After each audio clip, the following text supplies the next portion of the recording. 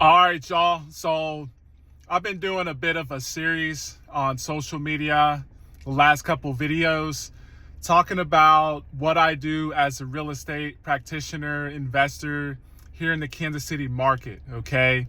For those that don't know, my name is Luther Wilson III, represent for Upside Property Services in the affiliate companies, group of agents, investors, wholesalers, service providers, which includes the contractors, the property managers, and the list goes on. Okay, so I work with a group primarily focused on residential real estate investments here in the Kansas City market. Okay, so as I mentioned before, I've been kind of talking more about the systems, the processes, what I do throughout the process or when I work with a client. Okay, so I'm usually going to be working either with a partner, okay, or a client. Okay, so I mentioned some stuff yesterday and the day before, and I need to kind of recap and reiterate before I segue into my next segment. Okay, so based on what I said yesterday, there are certain implications. Okay, so if I'm going to review a lead or run the numbers on a deal or an opportunity, okay, to purchase an investment, this might be a single family home, more often than not, that needs some type of upgrades and or repairs, right? The implication is that, one, I have an agreement with my partner or with my client to represent them or to do business with them, however that looks. And then the other implication is that we have some type of capital set aside, and we probably have some type of pre-approval letter as well. Okay, so that's key. Then I can really get to work. Okay, so there's only so much I can do as a real estate pro. Okay, ton of marketing, ton of networking, ton of connecting and reconnecting. But until I have an agreement to either help a client or a partner sell a property, or until I have gap funds and perhaps a pre-approval letter and an agreement to purchase something, then I'm limited on what I can do. Okay, so then from there, let's assume that I'm working with a buyer as a partner or as a client, right? We got gap funds set aside, we got pre-approval from the lender, right? Then I can start reviewing leads. Okay, so I mentioned running comps, from the home office or wherever I am on my laptop. Okay, and hopefully I have some pictures. If I don't have pictures, then I may need to walk the property.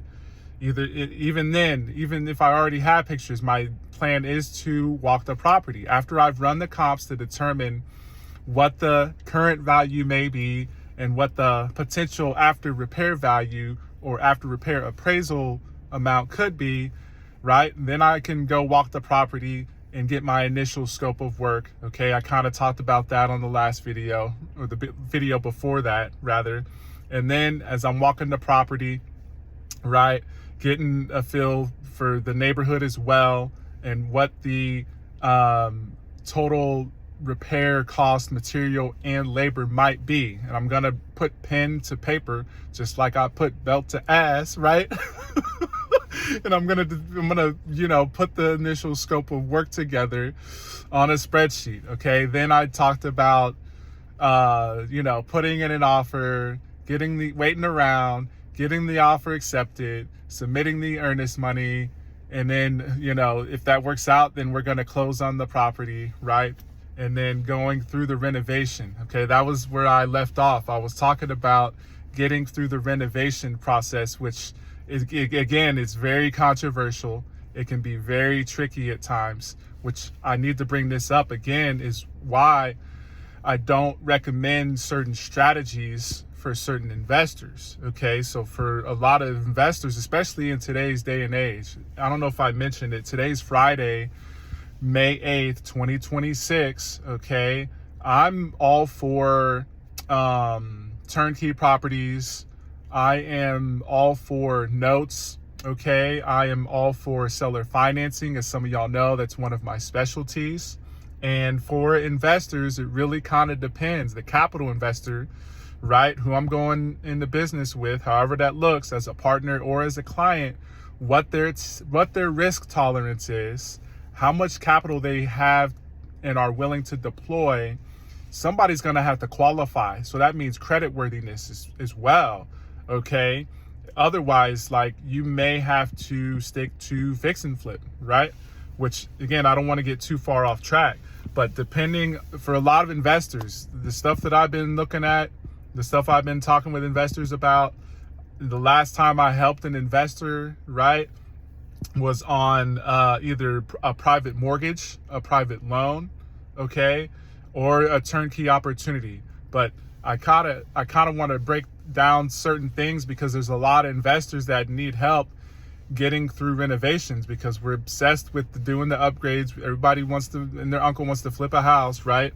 And a lot of people are forced, or they feel like that's the thing that they have to do, is do rehab and a resell, or they're going to attempt to do the BRRRR strategy, the buy, renovate, refinance, rent, repeat, as a lot of y'all know. Okay, so getting through the renovation project, that is tricky. I'll tell you what, you really need to have, if you're doing renovations, you need to have somebody on site at least once or twice a week, if not more, who has a vested interest or perhaps ownership. I mentioned ownership management, which, you know, the best success that I've had, okay, over the last 6-7 years, especially as I've been doing more of my own investments along with partners using other people's money.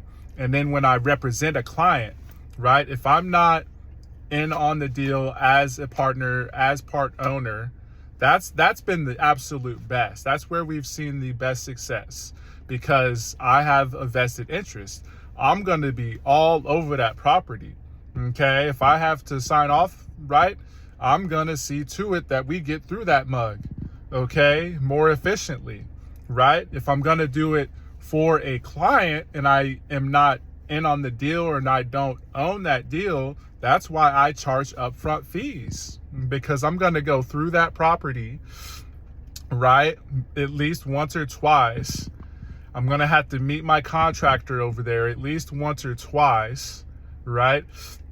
And then I'm going to have to be on site for my investor client, you know, if I'm not in on the deal, or if I'm in on the deal, I'm going to have to be on site. So I charge upfront fee for consultation, okay?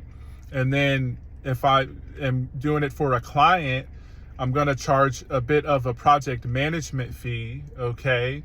And then from there, the investor client has got to determine which route they're going to go. Like the partners that I've worked with, okay, we, like 98% of the time, we're doing buy and hold. So we already know, right? But some of the clients that I've had, you know, most of them, again, want to do buy and hold, but some of them want to do rehab and resell. So we got to figure that stuff out. Lately, again, some investors ain't got it to where they're willing to pay the upfront fee. So I'm like, hey, I'm gonna just refer you out. So that's what I've been doing. I mentioned, I don't know if it was the last video, but maybe the video before, I've referred out 30 to 40 different people over the last year. And I've been actively doing some more outreach and some follow-up. I sent text messages to 60 different people just earlier today. So I'm getting back into the mix, reconnecting, as I mentioned before, because I'm starting to see more opportunities for investors. But you got to come correct, okay? So that is kind of what I do, right? And then once we're through the renovation, I've done some segments. I could get into the weeds about the renovation process, but I won't here. But once we are through the renovation process on the buy and hold, right, then we got to get through the refinance. That means that it's going to be either my credit or my client's credit or me and my business partner's credit on the line to get through the refinance more often than not. Sure, you can, you know, there's non-QM loans, there's DSCR, I prefer the non-QM loans for the refis because they seem to be a little bit more flexible. It's based on some different things, not just the debt service coverage ratio. They'll look at the appraisal amount, and then they have their way of evaluating what the rents will be. And, you know, I got to get into my specialty seller financing at least a little bit here, because I have told my main broker, my mortgage broker, like, hey, you know, we need to push to get the refinance. I'm dropping some serious game here. We need to push to get the refinance done without a lease. Okay. And this is a little interesting too. I've worked with multiple loan officers, multiple lenders, multiple loan brokers. And because we do seller financing, right? If we're doing seller financing a certain way, I need to be upfront and tell my mortgage broker, hey, there's not going to be a lease on this one. So we need to figure this out, because if we're going to do seller financing as a true seller carryback, or perhaps as a contract for deed, which we do most of the time, I'm not doing a lease, okay? If we're going to do a rent to own or a lease purchase, which I have not done yet, I'll tell you straight up, at some point in the future, I'm going to have to do them, right? As we do more loans, as we do more volume for Dodd-Frank and for various reasons, right? So that's a key part, getting through the refinance.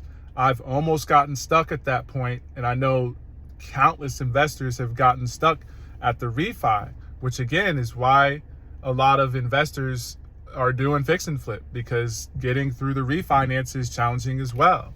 So again, I'm doing these videos, staying top of mind, hoping to educate, inspire, collaborate. Okay, let us know if you got a need with real estate, looking to buy or sell here in the Kansas City market. Okay, and this is what I do, right? But I can only do so much until I have an investor or a client who's got a product or got property to sell, and I have an agreement to represent them, or if I have a buyer or a partner with GAP funds and a pre-approval, right? Then we can put our agreement together. Until I have that, there's only so much I can do. So I hope this makes sense. Again, it's Luther Wilson III, Upside Property Services, Kansas City Real Estate. It's not just me. So if I cannot help you, right, I work with an amazing group of agents and service providers. So keep us in mind. That's it for today. Thanks for tuning in. All right. Peace.